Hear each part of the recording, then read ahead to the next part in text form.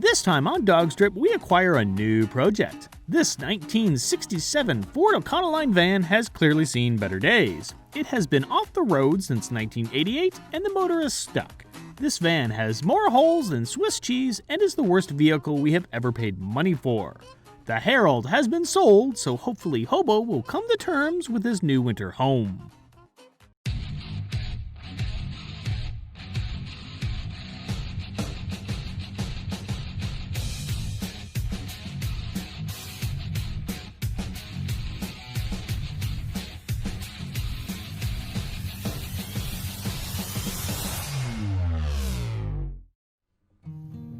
Hello and welcome. This time on DawgStrip, we're off to pick up a new project.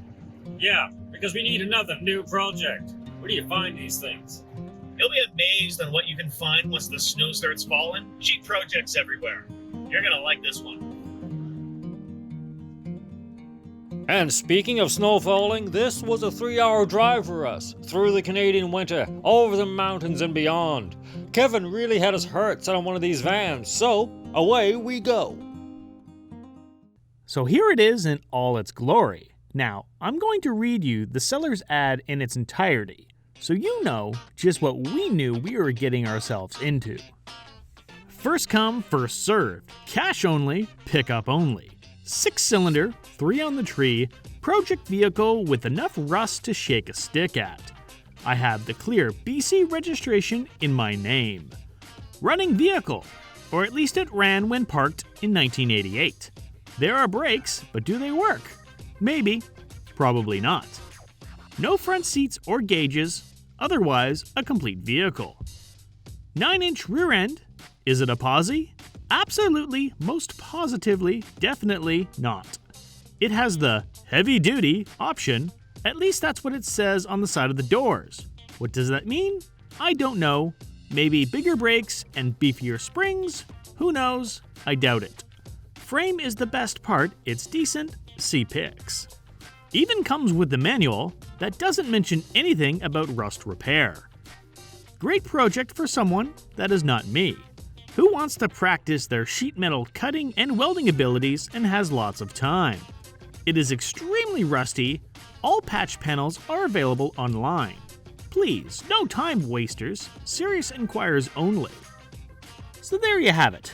It feels like it was meant to be. It feels like the ad was written directly for us. We knew this van wasn't ready to roll, but after changing some tires, she was ready to load.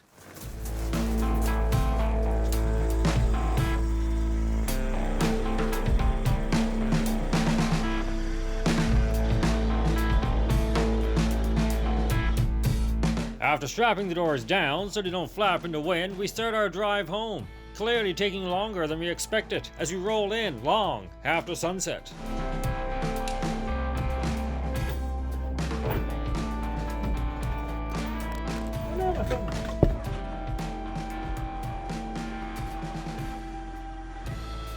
As the next day begins, we look over the rest of the van and suffer a bit of buyer's remorse.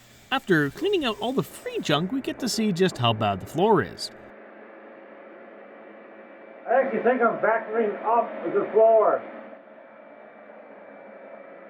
The rear leaf springs are actually pushing up through the floor. Oh well, time to go through the systems and see what we're working with here.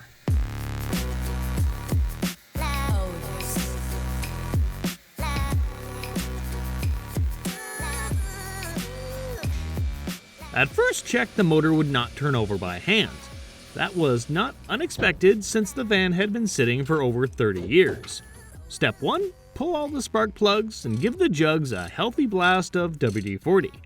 Seems pretty easy, simple enough.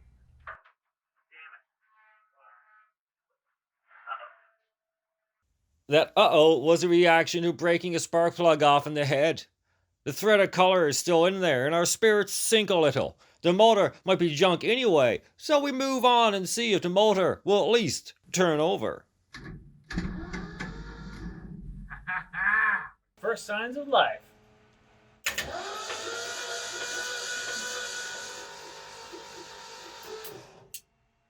Okay, next step, compression test. Let's see how healthy this engine is.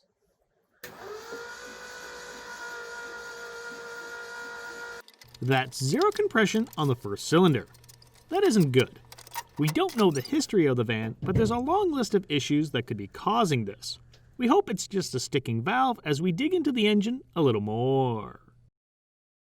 It's easy to spot. Yes, the engine has a few sticking valves, and this would be the cause of no compression in a few cylinders. The best way to cure this will be to tear the engine down, clean everything, and do it, well, properly. And this right here is the DawgStrip valve lapping.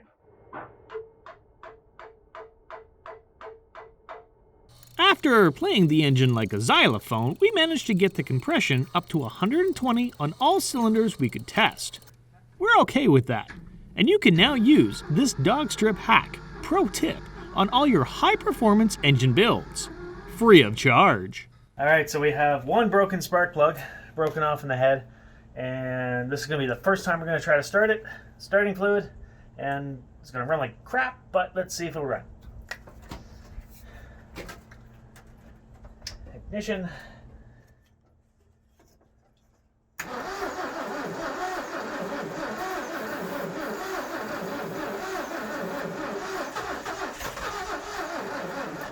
Ooh, that was a cough of life. All right, let's load it up with starting fluid.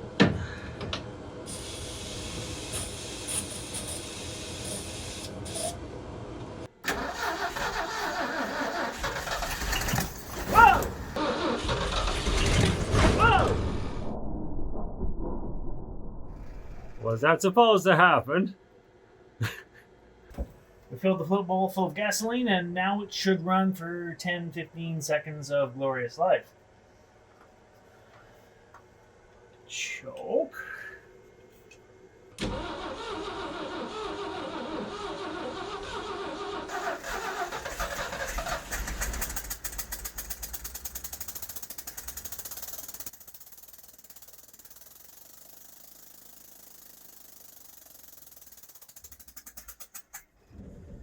I'm partially deaf now. What?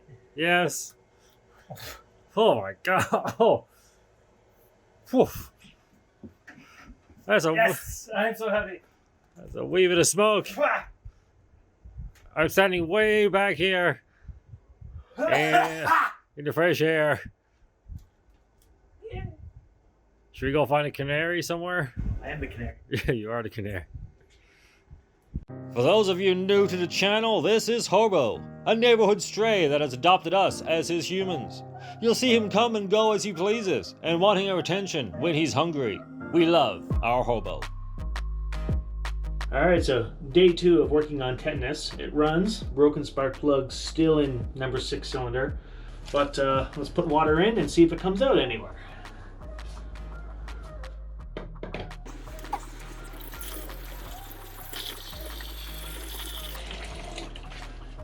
Oh. Just a few liters and it's full, so that's a good sign.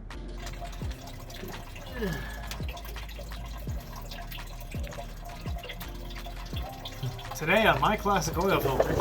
The rest of this day was just basic little things. Getting a temporary fuel tank hooked up, replacing the battery cables. After all, this is just a hobby for us. Work days tend to be shorter when it's barely above freezing outside. Aw, listen to him. Still narrating when he's sick as a dog. That's DawgStrip dedication right there. Now, on to day 3. Okay, so now today what we're going to try to do is remove the broken spark plug. This is the majority of the spark plug, but the threaded collar on the end broke off and it's still in the head. That's no bueno. So what we're going to do is we have some assorted sizes of broken bolt extractors. We're going to ram this down inside the collar and hopefully get that spark plug out. If not, head's got to come off. I don't want to do that. We're still assessing this motor and seeing if we want it. Let's give this a try.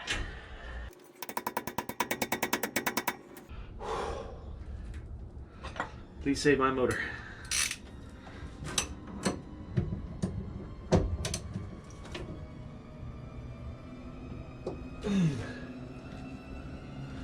Nothing yet.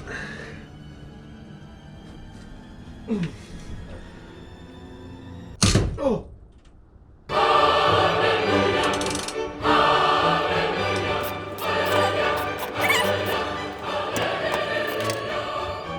Fuck yes! Oh.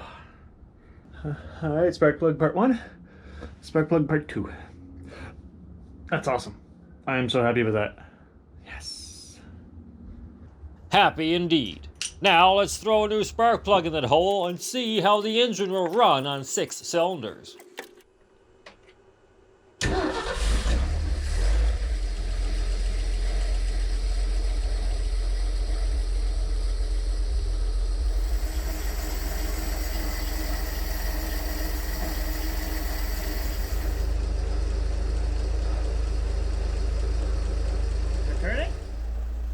After 3 days, we're happy with how things have gone. Project Tetanus now runs and idles on its own. Hurrah! But now we have come to the end of the episode. Be sure to like and subscribe so you don't miss out on the next video. Give us a thumbs up if you like what we're doing. Next time on DawgStrip, we take Bumblebee on another ghost town road trip. Over 700 kilometers to check out an abandoned mining town. Now, everyone out there, stay safe. So Kevin, tell me what you're thinking. This is by far the worst vehicle we've ever paid money for.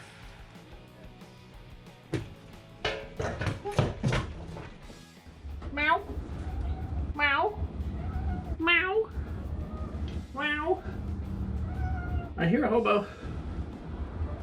Meow. Hi, hobo.